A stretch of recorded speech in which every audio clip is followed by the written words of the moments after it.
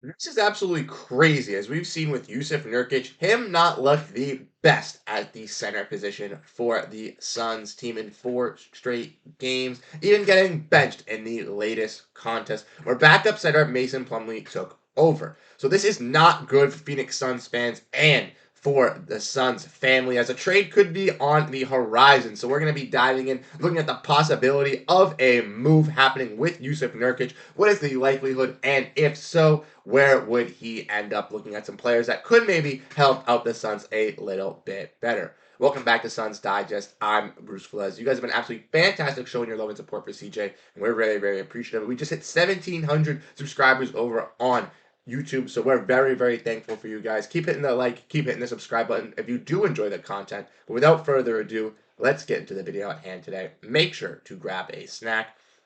Like I said in the introduction, we're going to be discussing and talking about one player on the Phoenix Suns that hasn't really fit in well for this team, and that is Jusuf Nurkic. And unfortunately for Nurkic, at that center position, we need him to fit in and be that rim protector. We need him to be a solid defender. We need him to be able to grab those rebounds. And unfortunately for the Suns, as we've seen going up against some top tier big men already with the Los Angeles Lakers, Jusuf Nurkic cannot hold himself on that side of the floor. And with the Western Conference being filtered with numerous amount of teams with dominant big men, from the Timberwolves who beat us last year, to the Nuggets with Nikola Jokic, to the Lakers with Anthony Davis, with the Kings with Domantas Sabonis, and the Spurs with Victor Wembanyama growing, Rockets with Sengun, even more. This is just going to become a gaping problem and issue for the Suns going throughout the season, and it is not going to help them throughout the entirety, and something that they definitely need to fix. And unfortunately for Jusuf Nurkic, we all know he was dealing with a left middle finger injury. We all know he wanted to step up his game and become a better three-point shooter for this team. And fans thought maybe Mike Budenholzer would turn him into a little bit of a Brook Lopez-esque type big for this squad. But for Suns fans,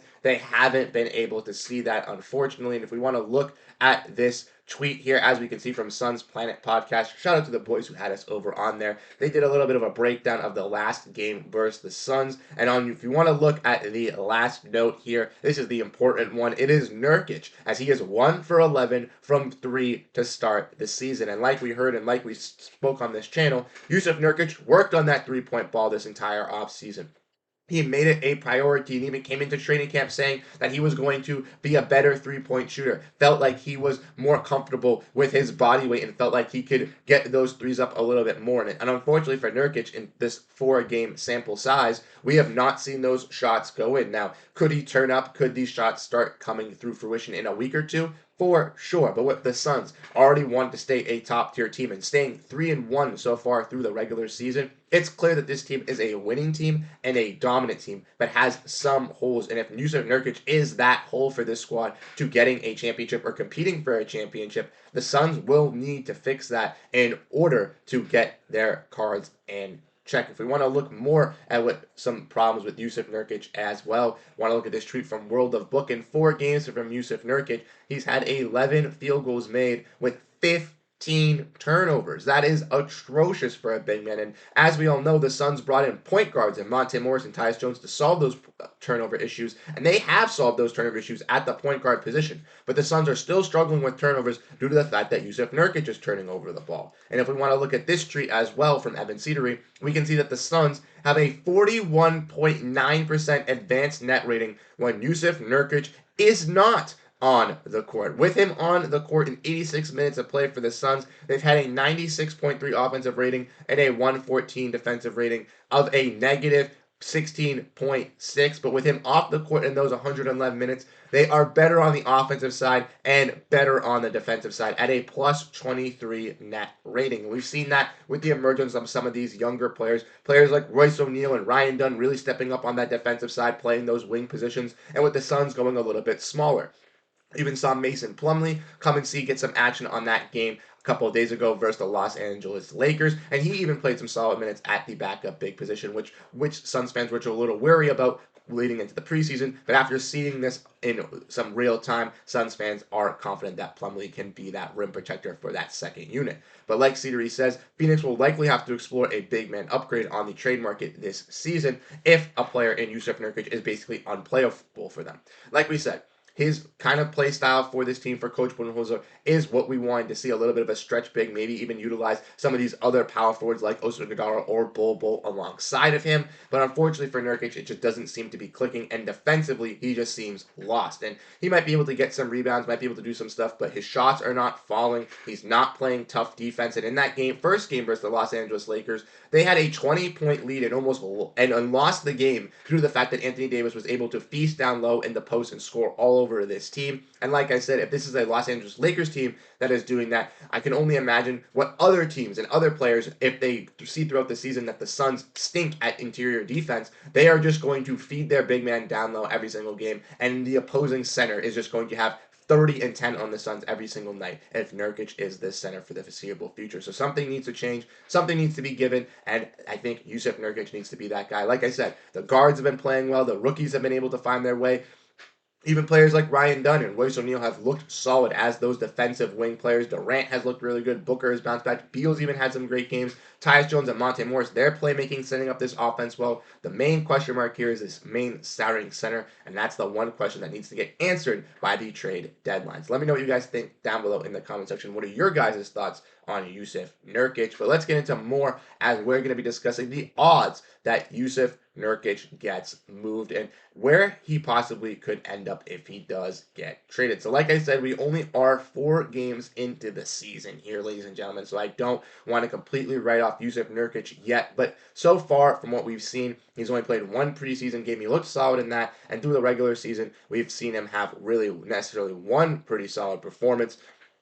And that was versus the Dallas Mavericks when they went a little bit smaller on him. Versus the Los Angeles Lakers, a team, like I said, who has Anthony Davis that can just feast inside. They can just dominate. And I think that is kind of the clearing, gaping issue for this Suns squad. Like I mentioned, Plumlee can play some solid defense. Oso looks like he could be a nice rookie to develop. But ultimately, I don't trust Mason Plumlee and Oso Ighodaro as my starting center group if the Phoenix Suns want to compete and contend against the likes of teams like Denver, Minnesota, and like I said, so in Oklahoma City Thunder even as well with Chet Holmgren. So ultimately, I think that the Suns will have to move a player in Jusuf Nurkic. They looked to try to move him at the trade deadline. It didn't necessarily happen. Now I think with him kind of not fitting into Mike Budenholzer's system, it is clear as day that it is not going to work with Jusuf Nurkic in Phoenix, and that his name could be on the trade block sooner rather than later. If we want to look at obviously the contract situation here with the Phoenix Suns, we obviously know Jusuf Nurkic is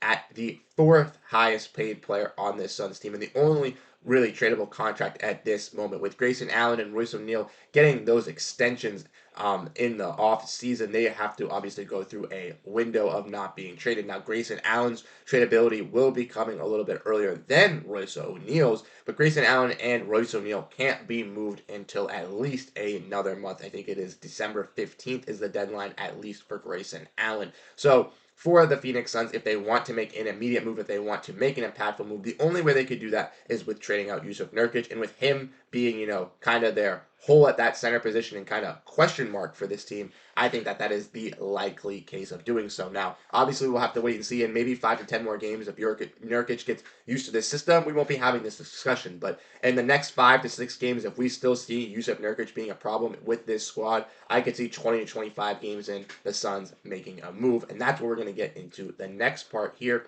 which is discussing what would you like, Suns fans, and saying what move would you guys like to see? Because as we all know, the Suns are in the second apron, so it is a little bit tricky for them to be able to do a trade if they were to move off of Jusuf Nurkic. I've seen some people on Twitter, I've seen some people talking on social media to trade for Nikola Vucevic. Well, unfortunately for the Suns, they're not able to trade for Nikola Vucevic because he makes more money than Jusuf Nurkic. With Jusuf Nurkic's contract, these Suns are only allowed to trade for players at equal value or lesser of a contract value for a player in Jusuf Nurkic. But with the CBA, obviously we know the Suns cannot aggregate salaries. So the Suns cannot combine 2 salaries into one to trade for said player. But the Suns can get 2 guys, because they do have an open roster spot, back for Jusuf Nurkic. So if the Suns wanted to get a little creative and maybe look at some younger centers or some centers that don't make that much money and get 2 guys to kind of help out their room for a guy in Jusuf Nurkic, that could be a play that they could go down in that route, or they could ultimately look to get a cheaper center in return. It saves some money on the bill, and then maybe go out and pick up a guy in free agency to fill a void. But let's look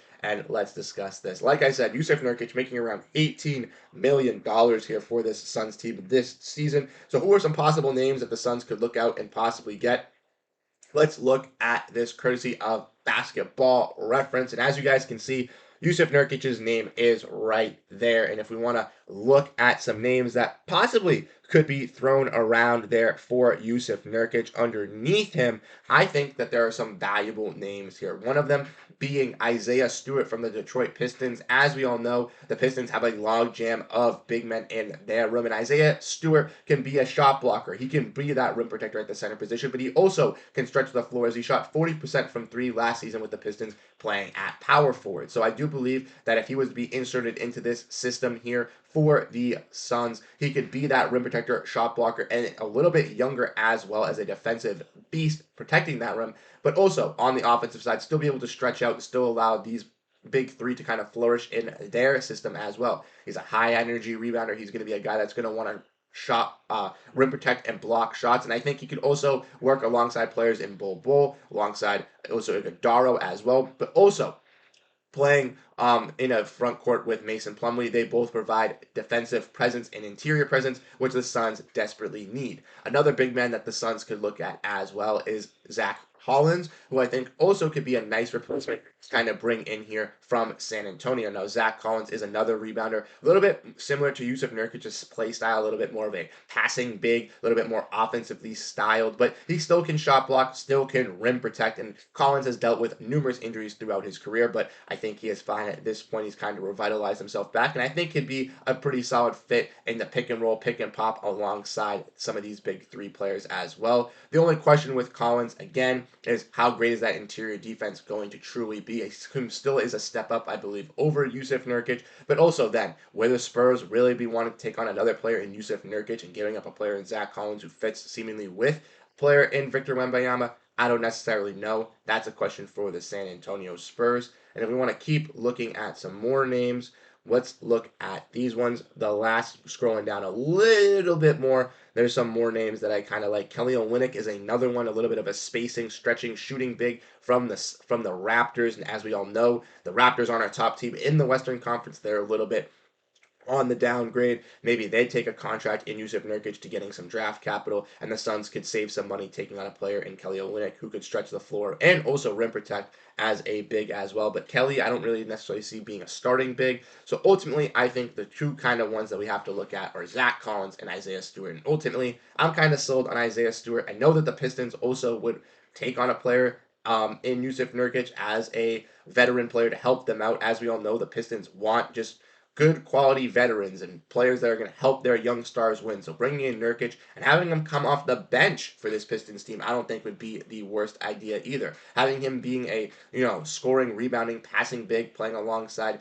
Jalen Duran, who's a rim protecting, shot blocking, defensive big, I think works well in Detroit. They also have the money and salary cap to take on a player in Jusuf Nurkic's contract, and they also would be able to shell out a player in Isaiah Stewart, who would still be able to flourish and grow on a Suns team, but also gets out of a system in the Detroit where he's playing a little bit of power forward / backup center, when I truly think he could be a starting center in this league. But let me know what you guys think down below in the comment section. Ultimately, I think Isaiah Stewart would be an upgrade. I think he'd be a better piece for the Suns to go out and get. But ultimately, it's up to James Jones. It's up to Matt Ishbia. It is up to Mike Budenholzer to kind of decide what this Suns team is going to be heading in what direction. And we're just going to watch and sit back and relax. So as the Suns gear up for their Game 5 in a couple days, let me know what you guys think down below in the comment section on Jusuf Nurkic, how you guys are feeling about this Suns team after a nice, hot 3-1 start so far on the season. What do you guys like? What do you guys dislike? What kind of videos do you guys want to see on the channel? Drop down all your thoughts in the comments.